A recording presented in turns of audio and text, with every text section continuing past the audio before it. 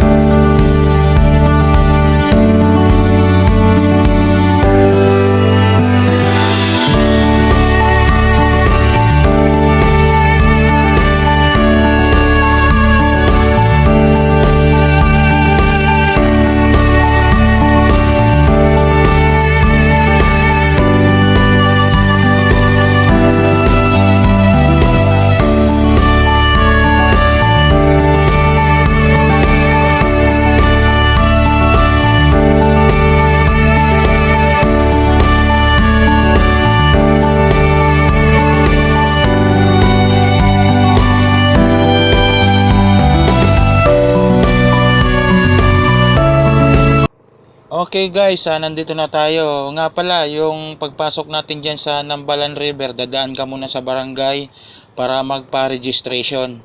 Bali, magbabayad ka ng 20 pesos per head. Yun ang babayaran nyo para sa registration ng barangay. Kita ng barangay, bali doon yun napupunta guys. Okay, at nakarating din tayo dito sa ruta natin na nandito yung view ng pinuntahan natin.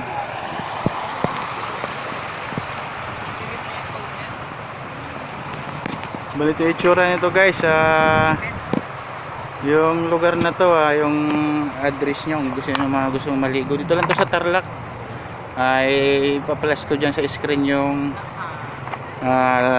lugar na to kung paano puntahan dito sa Google Map. Maganda siya guys, meron pa siya doon sa kabila. Malawak siya, hindi katulad nung iba dito, medyo maganda yung ano natin dito, tahimik, wala masyadong tao. Kaya sadyain kasi to guys, sa looban to, sa looban nung ng Bayan Tarlac. I-plus ko dyan sa screen yung kumpletong address kung paano puntahan dito. Makikita nyo naman sa Google Map yung lugar na to pag tiningnan nyo.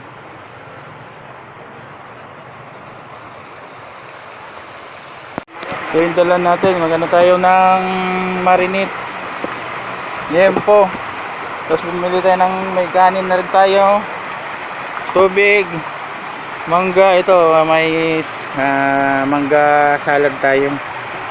Tapos bumili na rin tayo doon sa ready made sushi.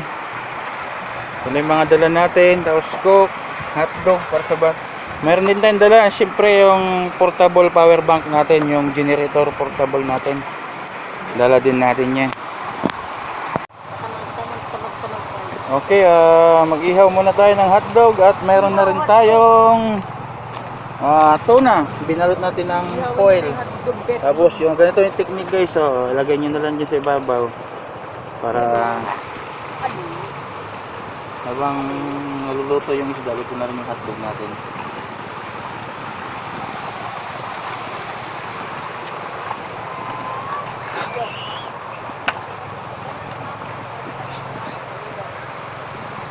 So yung view natin dito guys, ganda, hindi siya crowded sa tao. Mas maganda dito, hindi siya crowded, hindi siya masyadong matao sa lugar na to, kasi looban to guys, sadyain talaga to, papasok to sa loob ng Tarlac. Para yung address nito nandyan sa screen, ipa-plus natin. Tapos yung Google Maps, saan yung daanan nito.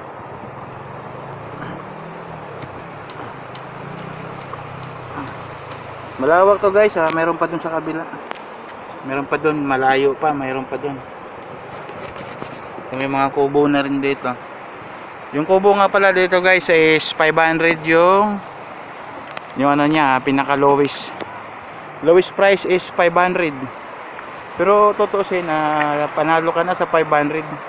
Tingnan nyo naman guys yung kubo dito, ang ganda, maliwalas, hindi katulad ng ibang kubo. Ito may misa na, may upuan pa. Kita nyo naman yung view dito, ang ganda. Ipa-plus natin dito, papakita natin ang ganda ng lugar na to.